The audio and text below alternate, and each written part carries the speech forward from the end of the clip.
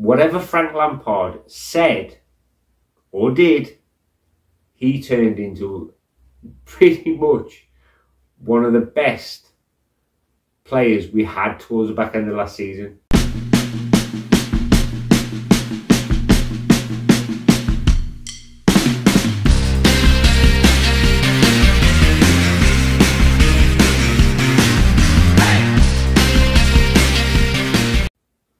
Hello and welcome back to Up the Toffees, episode 3. A lot has happened in the last few days since I recorded episode 2. We're going to start with the opening day fixtures.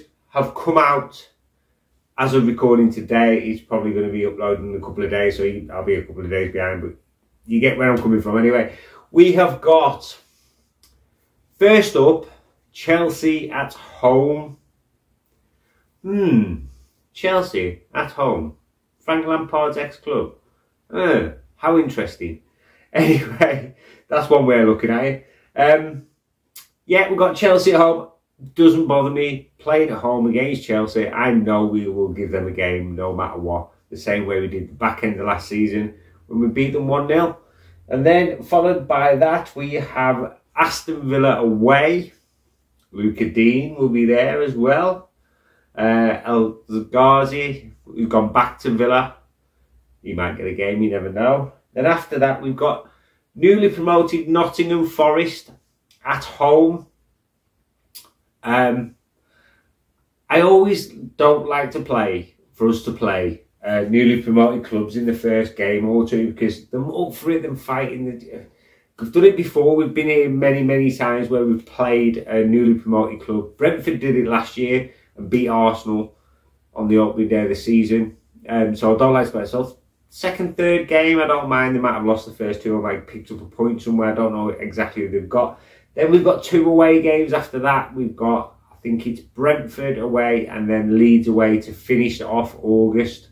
So yeah, not a bad start to the season really. The first 5 games are all pretty winnable if we can get our act together and play like we did the back end of last season. So that's the opening day fixtures, the first month. I think we play Liverpool in September, very early in September. I know for a fact we've got Wolves on Boxing Day because I've been told by so many Wolves fans today at work. Boring. Anyway, right, on to the next issue. My favourite Brazilian, Richarlison, could very more than likely at the moment could be going to Spurs on a £52 million transfer plus 10 million in add-ons plus maybe Lucas Moura or maybe Harry Winks could be thrown into that deal. I know I've read Frank Lampard does like Harry Winks. So that could be a swinger in that deal. Whether we get more or Winks if Richarlison does go, I hope he doesn't go.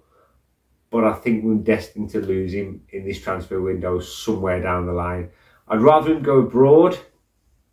So we ain't going to face him. Because I do like him and I don't want his reputation at Everton to be tarnished by going to another Premier League club. But he wants to play Champions League football and fair play to him.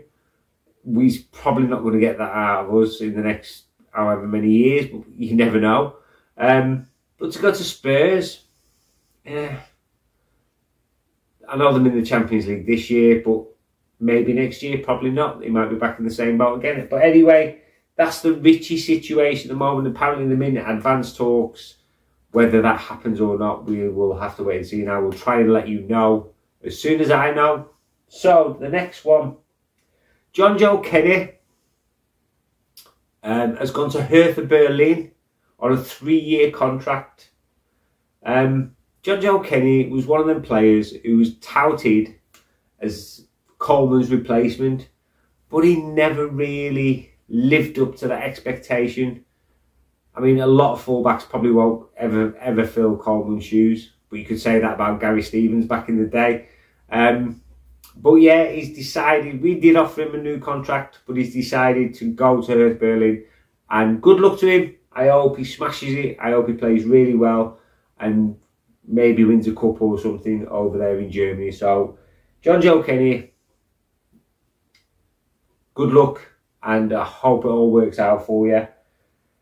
The next one is the potential buyout. This has been touted around social media so much. Peter Kenyon, who used to have directing roles at Chelsea and Man United, is leading a consortium to buy Everton off Moshe. Did he really do a great job at Chelsea or Man United? Probably not. I mean, the Man United job, it was quite easy back in the day with Fergie in charge. He was winning everything, so it probably was a lot easier back then for him. There's also some Saudis being touted about, and I don't believe most of what I read anyway. Until anything's made official by the club, I don't believe anything. Not much on after the buyout. Sorry, not much on any more ins and outs.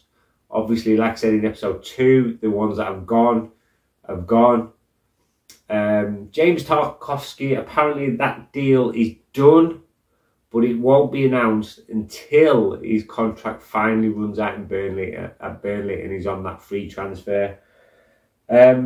Last but by no means least, I wanted to give a special little segment and a special talk about a certain Nigerian, Mr. Alex Iwobi.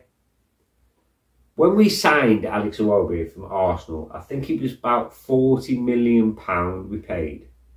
And I was like, really? Can't get in the Arsenal side. All right, he'll always play for Nigeria. That's never going to be an issue. To pay £40 million for somebody so inconsistent didn't make sense at the time.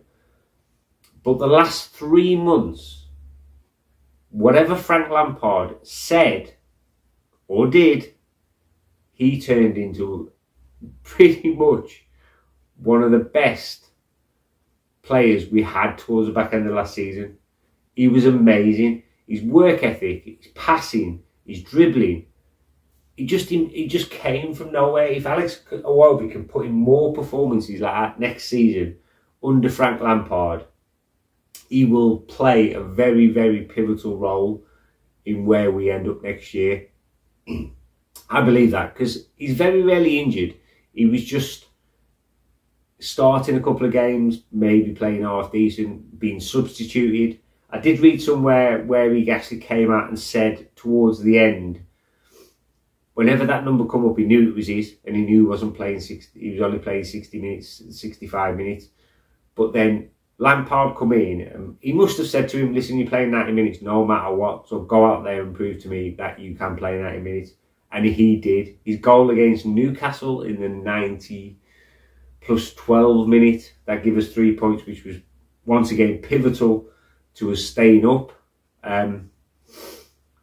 I've never really rated him, I'll be perfectly honest, but he's definitely gone up in my estimations in the last 2 or 3 months of that last season. Some of his performances were out of this world. So that's a special announcement and a special recognition for Mr. Alex Iwobi. That's pretty much it as of recording for this episode of Up the Toffees, episode 3. I will try and keep you informed as often as I can. Obviously work related and other videos, my food stuff, sort of can get in the way a little bit. But I will try and be on the ball, so to speak, with these Everton videos and give you all the information that I've heard or I've read or I've seen in the past few days. So that's it. Richie to Spurs, 52 million. John Joe Kenny's gone to Hertha Berlin on a 3-year contract. The rumours about the buyout. The special mention for Mr. Alex Iwobi, who has improved so much in the last few months. And the opening fixtures, Chelsea at home, Villa away and Forest at home, our first 3 fixtures. Not a bad start to the season. Like I said, I can see us beating Chelsea at home. I don't see why not. Villa away, point. Forest at home, should be 3 points. So you look at potentially 7 points from your opening 3 games, which would be a good return. So anyway, I just want to say thank you very much for watching. Smash that like button, hit that subscribe button. When you hit the subscribe button, don't forget the notification bell. Click all and you will get every single notification from me, Rob, of Rob's Homemade. So from up the Toffees and me, Rob, thank you very much. Peace.